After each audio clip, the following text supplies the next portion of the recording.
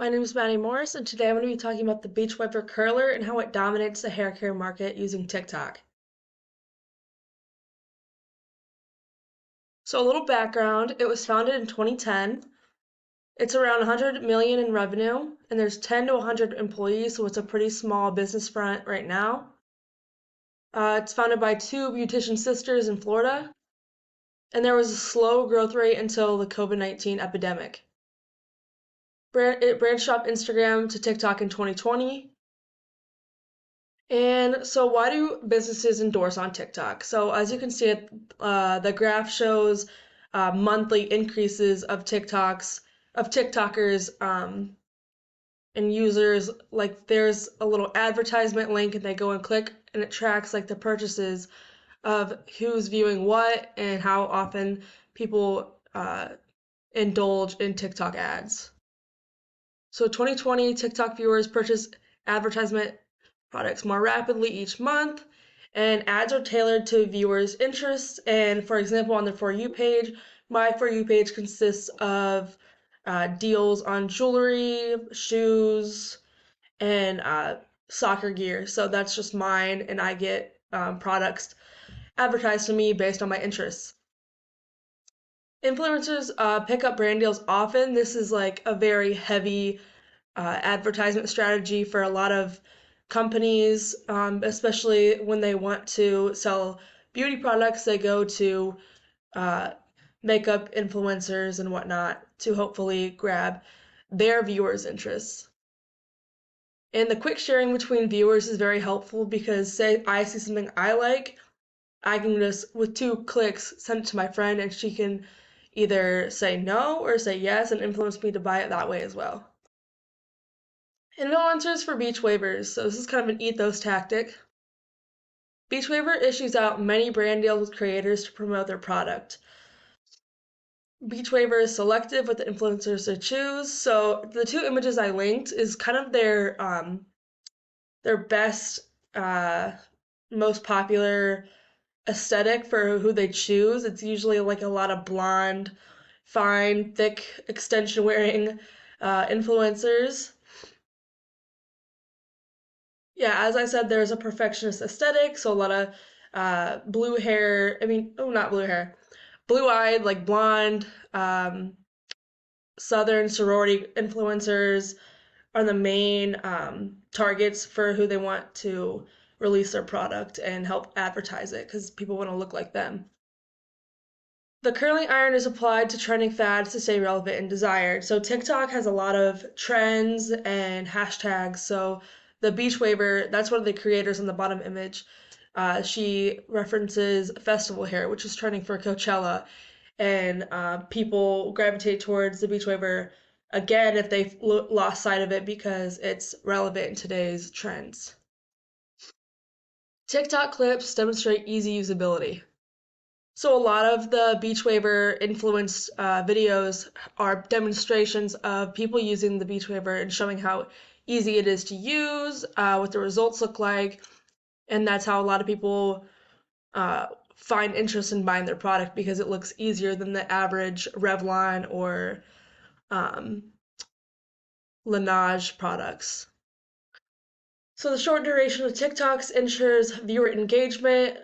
Actually, the TikTok duration of their videos is slowly killing our attention rate, especially my generation, Gen Z. They have a very short attention span, and the TikTok videos get straight to the gist of things and engage their viewers as opposed to like watching movies more often now. So yeah, the time limit ensures the simplicity and efficiency of the hair tool. Surely, when you see someone using the hair tool on themselves and cutting to different segments of the video, you are under the impression that it's a very easy tool to use and it's fast, and it's a good investment to make to save time, and anyone can do it. For example, like there's videos of 16-year-olds using it and 45-year-olds using it, so it's for everyone who has long hair. And the gender, this graph shows who's on TikTok, mostly for women and female.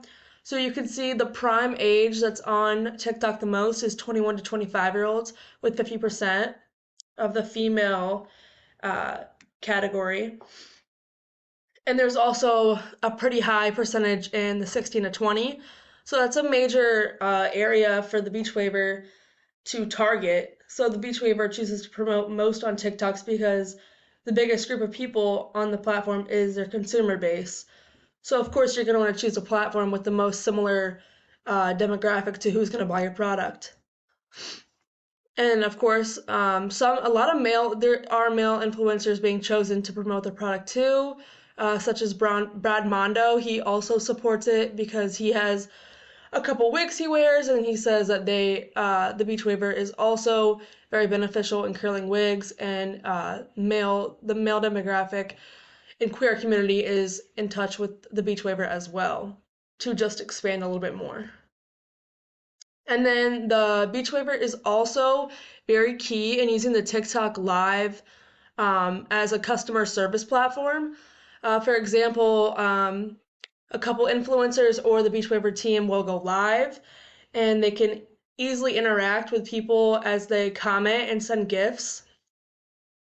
So yeah, the live streams promote and interact with customers. The customers can comment in the sidebar, and the creator who's issuing the live can just look down, read their comment, answer questions. They can pin, like, for example, if they want to promote their product even more, they'll pin the good comments that uh, promote their product. And especially like, you're gonna want to pin the comments to say, oh my gosh, I love this product. I'm going to buy the new series of it. And you can delete the comments that say, like, I'm so unhappy with your company, blah, blah, blah. And then customers may comment to get quick live responses if there's a lot of questions being asked in the sidebar. I think that the Beach Waiver team main platform has almost 1 million followers, so a lot of people join these lives to see the new tips and tricks and any more upgrades coming out with the wands. So that mainly there's a lot of demonstrations of how to use the beach waiver, unboxings of the what you get inside the package, and the giveaways are also streamed. A lot of people are influenced or incentivized to join the lives because if you join and you like the live stream a bunch of times, um, comment and share the live, they'll automatically put you in a giveaway pool, and you can win things off there as well. So they also incentivize people to promote their product. And then viewers can use TikTok bot emojis to gift the streams that pay small amounts to the both parties. So TikTok and Beach Waiver reap the benefits. Say I want to have my name big and bold on the screen, I can purchase a rose, and then it will say my username and whatever I want to say with the rose that I paid money for to get, and I can issue them out on whichever lives I pick. And that is all. So thank you for listening to how Beach Waiver uses TikTok to promote their product.